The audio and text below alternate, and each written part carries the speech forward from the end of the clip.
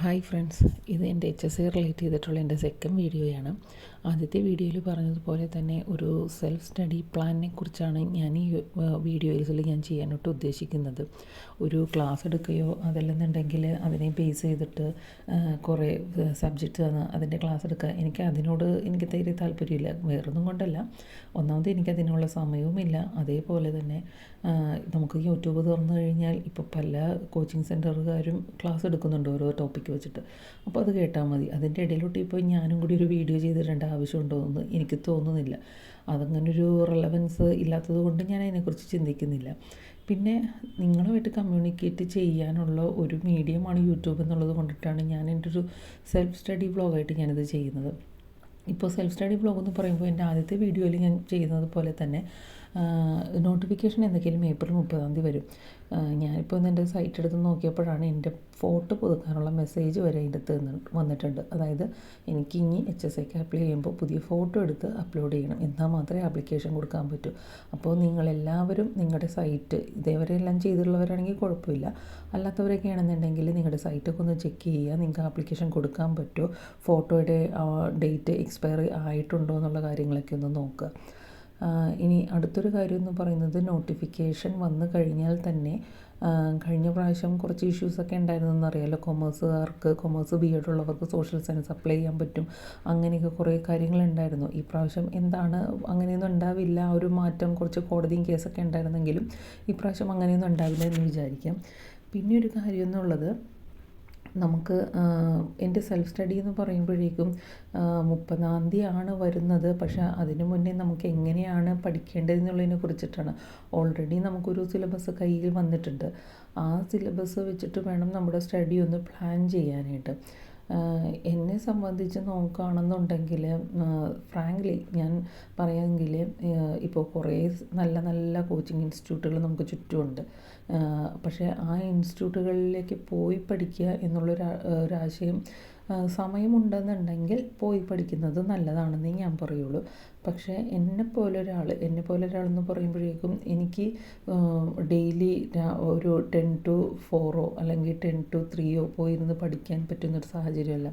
എന്താണെന്ന് വെച്ചാൽ ഞാനൊരു വർക്കിംഗ് പേഴ്സണാണ്. ഞാനിവിടെ വീടിൻ്റെ അടുത്ത് തന്നെ ഒരു പ്രൈവറ്റ് സ്കൂളിൽ, ഒരു പബ്ലിക് സ്കൂളിൽ ടീച്ചറായിട്ട് വർക്ക് ചെയ്യുകയാണ്. അപ്പോൾ പിന്നെ അറിയാമല്ലോ, നമുക്ക് രാവിലെ തുടങ്ങി വൈകുന്നേരം വരെ നമുക്ക് സ്കൂൾ വർക്കുണ്ട്. വന്നു കഴിഞ്ഞാൽ വീട്ടിലെ പണികളുണ്ട്, കുട്ടികളെ പഠിപ്പിക്കാനുണ്ട്. അപ്പോൾ നല്ലൊരു എന്താ പറയുന്നത്, മൊത്തത്തിലൊരു നല്ല ജഗപുകയാണ്. അപ്പോൾ ആലോചിക്കാം, എന്നാൽ പിന്നെ നിങ്ങൾക്ക് എന്തുകൊണ്ട് ഓൺലൈൻ ചൂസ് ചെയ്തുകൂടാന്ന്. ഓൺലൈൻ നല്ല നല്ല കോച്ചിങ്ങുകളുണ്ട്, ഇല്ല എന്ന് പറയുന്നില്ല. പക്ഷേ ഓൺലൈൻ ആണെങ്കിലും തന്നെ നമ്മളൊരു കാര്യത്തിന് കാശ് മുടക്കി ഇറക്കുമ്പോൾ അത് നമുക്കും കൂടി യൂസ് ചെയ്യാൻ പറ്റും എന്നുള്ളൊരു കാര്യത്തിന് ഒരു ഉറപ്പ് വരണ്ടേ. ഓൺലൈനിൽ ഞാൻ പേയ്മെൻറ്റ് ചെയ്ത് ക്ലാസ് ഇരുന്ന് കണ്ട് അതിൻ്റെ നോട്ട്സ് ഉണ്ടാക്കുക എന്ന് പറയുന്നത് എന്നെക്കുറിച്ച് ചിന്തിച്ച് നോക്കുമ്പോൾ ഒട്ടും നടക്കാവുന്ന ഒരു കാര്യമായിട്ട് എനിക്ക് തോന്നുന്നില്ല എന്നുള്ളതാണ് സത്യം. അപ്പോൾ പിന്നെ ചെയ്യാവുന്നൊരു ഓപ്ഷൻ എന്ന് പറയുന്നത്, ഞാൻ തന്നെ ഈ പറയുന്ന നമ്മുടെ സിലബസ് ഉണ്ടല്ലോ, ആ സിലബസിനെ ബേസ് ചെയ്തിട്ടുള്ള നോട്ട്സ് കാര്യങ്ങളും കണ്ടുപിടിച്ചിരുന്ന് പഠിക്കുക എന്നുള്ളതാണ്. അപ്പോൾ ഞാൻ അതിനെക്കുറിച്ചിട്ടാണ് ചിന്തിക്കുന്നത്. അതായത് സ്വന്തമായിട്ട് പ്രിപ്പയർ ചെയ്യുക. പക്ഷേ നമുക്കതിന് മുന്നേ അന്വേഷിക്കേണ്ട കുറേ കാര്യം. ഇപ്പോൾ ഞാൻ എൻ്റെ ആദ്യത്തെ വീഡിയോ അപ്ലോഡ് ചെയ്ത് കഴിഞ്ഞപ്പോഴേക്കും എൻ്റെ ഫ്രണ്ട്സ് വിളിച്ചപ്പോഴേക്കും എൻ്റെ അടുത്ത് പറഞ്ഞത്, വളരെ റെലവൻ്റ് ആയിട്ടുള്ളൊരു കാര്യമാണ് നീ പറഞ്ഞത്. പക്ഷേ നമ്മൾ തനിയെ ഇരുന്ന് പഠിക്കുമ്പോഴേക്കും എത്രത്തോളം പഠിക്കും എന്നുള്ളൊരു കാര്യം, അതൊരു ചോദ്യം തന്നെയാണ്. നമ്മൾ തനിയെ പ്രിപ്പയർ ചെയ്യുമ്പോൾ സത്യം പറഞ്ഞാൽ നമുക്ക് മടി കാര്യങ്ങളൊക്കെ ഉണ്ടാകും. പിന്നെ ഒരു കാര്യം എന്ന് വെച്ച് കഴിഞ്ഞാൽ, നമുക്ക് കോമ്പറ്റീഷൻ്റെ ലെവൽ നമുക്ക് അറിയാൻ കഴിയില്ല. അതൊരു സത്യമായിട്ടുള്ളൊരു കാര്യമാണ്. പക്ഷേ എന്നിരുന്നാലും ഈ ഒരു പോസ്റ്റ്, അതായത് ഇപ്പോൾ ഒരു 10 വേക്കൻസി ഉണ്ടെങ്കിൽ ആ 10 വേക്കൻസിയും നമുക്ക് വേണമെന്നല്ലല്ലോ നമ്മൾ പറയുന്നത്. നമുക്കൊരു വേക്കൻസി മതിയല്ലോ. ആ ഒരു പോസ്റ്റിന് വേണ്ടിയിട്ട് ശ്രമിക്കാം എന്നുള്ളതാണ് ഞാൻ ചിന്തിക്കുന്നത്. പിന്നെ ഒരു ഓപ്ഷൻ എന്ന് പറയുമ്പോഴേക്കും, ഇപ്പോൾ ചിലവരുണ്ട്, എൻ്റെ ഒരു സ്റ്റഡി പ്ലാൻ ഉദ്ദേശിക്കുന്നത് വേറൊന്നുമല്ല. എനിക്ക് ചിലവർ പറയും, നിങ്ങൾ HSCക്ക് വേണ്ടിയിട്ടാണ് പ്രിപ്പയർ ചെയ്യുന്നതെങ്കിൽ നിങ്ങൾ നിങ്ങളുടെ ജോലി ഉപേക്ഷിച്ച് അല്ലെങ്കിൽ വേറൊന്നും നോക്കാതെ ഇരുന്ന് പഠിക്കണം, എന്നാൽ മാത്രമേ കിട്ടുള്ളൂ എന്ന്. സത്യം തന്നെയാണ്, അങ്ങനെയൊക്കെ തന്നെയാണ്. അതായത് വേറൊന്നും നോക്കാണ്ട് നമ്മൾ അതിന് വേണ്ടിയിട്ട് തന്നെ മെനക്കെട്ടിരുന്ന് പഠിക്കണം.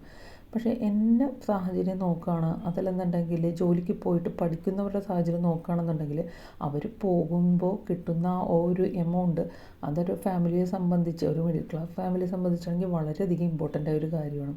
അപ്പോൾ എൻ്റെ ഒരു പോയിൻ്റ് ഓഫ് വ്യൂ എന്ന് പറയുന്നത്, ജോലി കളഞ്ഞിട്ട് ഞാൻ HSIക്ക് വേണ്ടി പഠിക്കാനായിട്ട് ഞാൻ ഉദ്ദേശിക്കുന്നില്ല സത്യം പറഞ്ഞു കഴിഞ്ഞാൽ. അല്ലാത്തൊരു ടൈമിൽ എങ്ങനെ ടൈം പ്രോപ്പറായിട്ട് വിനിയോഗിച്ച്, അല്ല നമുക്ക് ഇപ്പോൾ സിമ്പിളായിട്ട് പറഞ്ഞാൽ ഒരു സ്മാർട്ട് വർക്കിനെ കുറിച്ചിട്ടാണ് ഞാൻ ചിന്തിക്കുന്നത്. അങ്ങനെ പഠിക്കാൻ പറ്റുമോ എന്നുള്ളതിനെക്കുറിച്ചാണ് ഞാൻ ആലോചിക്കുന്നത്. എന്താ നിങ്ങളുടെ അഭിപ്രായം? ഇങ്ങനൊരു ചാൻസിലൂടെ നമുക്ക് പഠിക്കാൻ കഴിയുമോ? കാരണം വേറൊന്നുമല്ല, ചിലവരുണ്ട്, ഇപ്പോൾ ഞാൻ തന്നെയാണെന്നുണ്ടെങ്കിൽ ഞാൻ വർക്ക് ചെയ്തുകൊണ്ടിരിക്കുന്ന സമയത്തിൻ്റെ ഇടയിൽ തന്നെയാണ് ഞാൻ ഇതേപോലെ തന്നെ CTET, KTET, SET ഇതെല്ലാം ക്ലിയർ ചെയ്തത്. എൻ്റെ സബ്ജക്റ്റ് എന്ന് പറയുന്നത് എക്കണോമിക്സ് ആണ്. ഇപ്പോൾ നിങ്ങൾ ചാനലിൽ വേറെ വീഡിയോസൊക്കെ കണ്ടപ്പോൾ മനസ്സിലാവില്ലേ, ഞാൻ എക്കണോമിക്സിൻ്റെ ക്ലാസ്സുകളാണ് കൂടുതൽ എടുക്കാറുള്ളത്. എക്കണോമിക്സ് ആണ് എൻ്റെ മെയിൻ സബ്ജക്റ്റ്. ഞാൻ ഇതെല്ലാം വർക്ക് ചെയ്തുകൊണ്ടിരിക്കുന്ന സമയത്താണ് ഞാൻ ഈ എക്സാം എല്ലാം ക്ലിയർ ചെയ്യുന്നത്.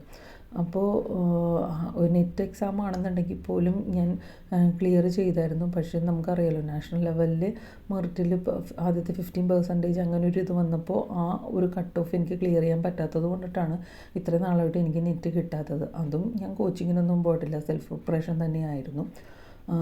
അപ്പോൾ ഞാൻ ആലോചിക്കുന്നത്, നമുക്ക് ഫുൾ ടൈം ഇതിന് വേണ്ടിയിട്ട് ഇരിക്കാനുള്ള സാഹചര്യം എനിക്കില്ല. അപ്പോൾ കിട്ടുന്ന സമയം എങ്ങനെ യൂസ് ചെയ്യും എന്നുള്ളതിനെ കുറിച്ചിട്ടാണ് ഞാൻ ചിന്തിക്കുന്നത്. ഇങ്ങനെയും കുറേ സാഹചര്യത്തിലുള്ളവരുണ്ടാകുമല്ലോ. ഇപ്പോൾ ഇതിന് വേണ്ടി മാത്രമായിട്ട് ഇരിക്കുന്നവരിപ്പോൾ ഉണ്ടാകും, HSIക്ക് വേണ്ടി മാത്രമായിട്ട്. പക്ഷേ ഇതിൻ്റെ ഇടയിൽ കുറച്ച് പേര്, ഇപ്പോൾ ഞാൻ വർക്കിംഗ് ആണ്, അതേപോലെ തന്നെ ഹൗസ് വൈഫ് എന്ന് പറയുമ്പോൾ ഒരിക്കലും നമ്മൾ ചെറുതാക്കി കാണാൻ കഴിയില്ല. ഹൗസ് വൈഫ് ആണെങ്കിൽ വീട്ടിലിരിക്കുന്ന സമയത്ത് നമുക്ക് എന്തോരം വർക്ക് ഉണ്ടാകുമെന്ന് ദൈവത്തിനും നമുക്ക് മാത്രമേ അറിയാമുള്ളൂ, ഇല്ലേ? എന്തോരം പണികളുണ്ടാകും. അപ്പോൾ ആ വർക്കിനെ കുറിച്ച് നമ്മൾ ഒരിക്കലും ചെറുതായിട്ട് കാണാൻ കഴിയില്ല. രാവിലത്തെയും ഉച്ചക്കത്തെയും വൈകിട്ടത്തെയും രാത്രിത്തെയും പാചകം, കുട്ടികളുടെ കാര്യം, പിന്നെ ഓരോന്നും ഇതിൻ്റെ ഇടയിൽ ഓരോരോ ആവശ്യങ്ങൾക്ക് വേണ്ടി പോവുക. അപ്പോൾ അതും നമുക്ക് ചെറുതാക്കി കാണാൻ കഴിയില്ല. ഇതിൻ്റെ ഇടയിൽ ഒരു ടൈം ഷെഡ്യൂൾ, അതായത് വർക്കിംഗ് പേഴ്സൻ്റെയും അല്ലെങ്കിൽ ഒരു ഹൗസ് വൈഫിൻ്റെയും ഇടയിൽ അവർക്ക് എങ്ങനെയൊക്കെ ടൈം അലോട്ട് ചെയ്യാം. അതേപോലെ തന്നെ ഫുൾ ടൈമായിട്ട് കിട്ടുന്നവരുടെ കാര്യം നമ്മൾ വിടുന്നു. കാരണം അവരെ നമുക്ക് ഇതിൻ്റെ അകത്ത് കൺസിഡർ ചെയ്യാൻ കഴിയില്ല. അവർക്ക് ആ രാവിലെ തുടങ്ങി വൈകുന്നേരം വരെ ആവശ്യത്തിൽ കൂടുതൽ സമയമുണ്ട്. അതവർ നന്നായിട്ട് യൂട്ടിലൈസ് ചെയ്ത് കഴിഞ്ഞാൽ അവർക്ക് ഉറപ്പായിട്ട് റാങ്ക് ലിസ്റ്റിലെത്താൻ കഴിയും. പക്ഷേ അല്ലാതെ ചെയ്യുന്നവർ കുറച്ച് പേരുണ്ടല്ലോ, കുറച്ച് പേരുണ്ട്. അവർക്ക് എങ്ങനെ യൂട്ടിലൈസ് ചെയ്താൽ എത്താൻ പറ്റുമെന്നുള്ളതിനെ കുറിച്ചിട്ടാണ് ഞാൻ ചിന്തിക്കുന്നത്. പക്ഷേ എൻ്റെ ഒരു പേഴ്സണലായിട്ടൊരു അഭിപ്രായത്തിൽ, ജോലിക്ക് പോകാണ്ട് പറ്റുന്നുണ്ടെങ്കിൽ നിങ്ങൾക്ക് ജോലി വിട്ടിട്ട് നിങ്ങൾക്ക് പ്രിപ്പയർ ചെയ്യാൻ കഴിയുമെന്നെങ്കിൽ അങ്ങനെ തന്നെ ചെയ്യാം. അതല്ലെന്നുണ്ടെങ്കിൽ ജോലിക്ക് പോയിക്കൊണ്ടാണ് പ്രിപ്പയർ ചെയ്യാൻ ചെയ്യുന്നുണ്ടെങ്കിൽ പഠിത്തത്തിന് കുറച്ച് ഇമ്പോർട്ടൻസ് കൊടുക്കുക, അതോടൊപ്പം തന്നെ ജോലിയും നോക്കുക. പഠിത്തത്തിനൊരു ഇമ്പോർട്ടൻസ് അതൊരിക്കലും കുറയാണ്ട് നോക്കുക. അപ്പോൾ ഇന്നത്തെ ഈ ഒരു വീഡിയോയിൽ ഞാൻ ഇത്രയും കാര്യങ്ങൾ മാത്രമാണ് ഷെയർ ചെയ്യുന്നത്. ഇനിയും കുറച്ച് കാര്യങ്ങളൊക്കെ ഉണ്ട്, അത് അടുത്ത വീഡിയോയിൽ ഞാൻ പറയാം. Okay, thank you.